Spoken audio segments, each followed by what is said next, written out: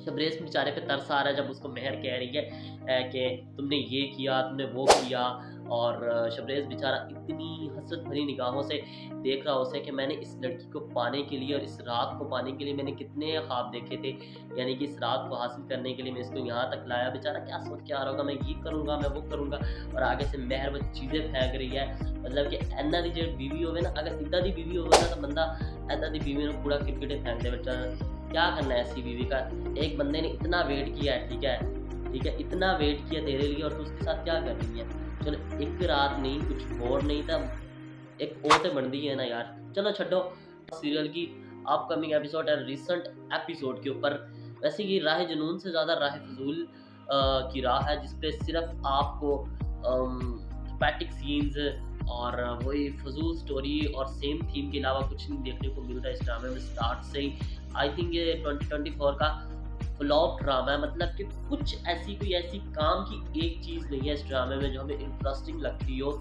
महर किसको कॉपी कर रही है, महक को कॉपी कर रही है, ठीक है।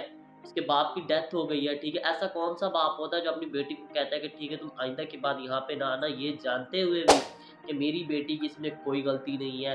किडनैप किसने करवाया था जी, शबरेज़ ने करवाया था। तलाक किसने करवाई, शबरेज़ ने करवाई।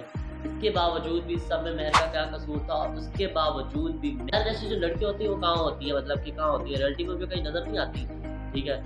एक अच्छा भला लड़का तुम्हें मिल रहा है, हैंडसम मिल रहा है, गुड लुकिंग मिल रहा है, सबसे अच्छी वो तुम्हारे कुछ और से तुम्हारी जान छुटती है और तेन की चाहिए बहन, ठीक है। लेकिन उसके बावजूद भी वो कहती है कि हाँ तुमने तो ये किया मेरे साथ, तुमने वो किया, मुझे तलाक करवाई।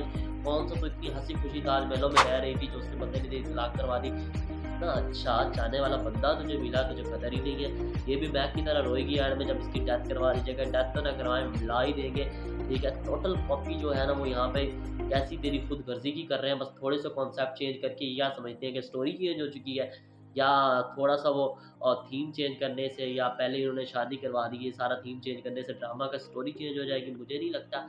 राह जरूर का जो राइटर है वो उसने बहुत बड़ा कॉपी मास्टर है। आई थिंक स्कूल में भी चीटिंग वगैरह करता रहा होगा और खुद कर्जी को देखकर उसने राह जरूर छाप डाला। और होता है ना प्रोडक्शन हाउस होती है, प्रोडक्शन हाउस का ऐसा मटेरियल चाहिए होता है तो राइटर और डायरेक्टर उनको वो मटेरियल उठा कर दे देते हैं।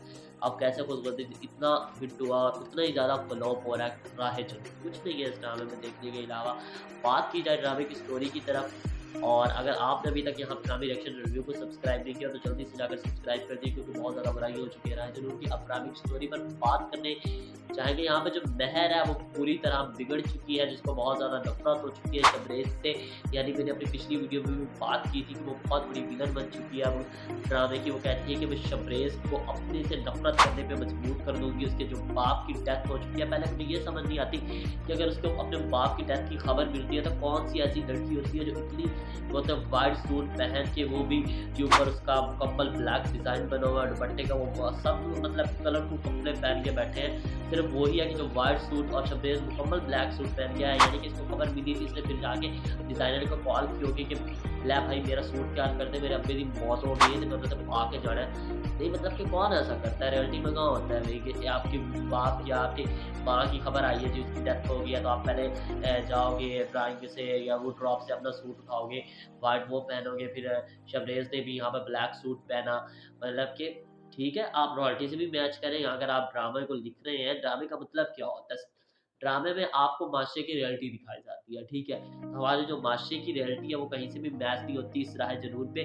और सबसे ज़्यादा जो मुझे इस ड्रामे में तरस आ रहा है वो अलीना बीबी भी आ रहा है। बेचारी इतना सब कुछ करके भी अगर ये किसी और के लिए करती तो उसने इसको ले ही जाना था, मगर इसने इतना बड़ा इल्ज़ाम लगा दिया यहाँ पर। उसने ये कहा दिया कि जो शबरेज़ उसने इज्जत लुटी, उसने चलो शबरेज़ ने कहा चलो मैंने शायद लुट ली हो, मैंने की पता हूँ, मैं तो उस टाइम थोड़ा बहुत नशे चला गया उसी।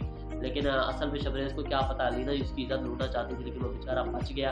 और स्टोरी इस तरह से मूव आउट होने वाली है। जो महर है अब वो पूरी तरह बिगड़ चुकी है, विलन बन चुकी है। अब शबरेज़ का काम ये है कि वो एक बार फिर से महक की तरह यहाँ पर महर को भी दोबारा अपने पास लाने की कोशिश करेगा, टिपिकल हीरो की तरह उसको मनाने की कोशिश करेगा, यानी कि उसको अपनी तरफ अट्रैक्ट करने की कोशिश करेगा और कुछ ऐसे काम करेगा कि आहिस्ता आहिस्ता जो महर है वो उसकी तरफ अट्रैक्ट हो जाएगी। हो सकता है कि खुदगर्जी की तरह, हो सकता है कि खुदगर्जी की तरह इनको भी बाहर उठा के फेंक डाले और फिर जो यहाँ पे मेहर है के लिए वो मतलब कि सड़कों पे रुले हैं, जॉब करे या कुछ मतलब टिपिकल स्टोरी भी बना सकते हैं। लेकिन यहाँ पर जो शबरेज़ की माँ है वो भी किसी से काम नहीं है, वो भी कोई ना कोई चाल चलेगी मेहर को शबरेज़ की ज़िंदगी से और वापस अलीना बीबी की इज़्ज़त को मेहर की ज़िंदगी में लाने के लिए।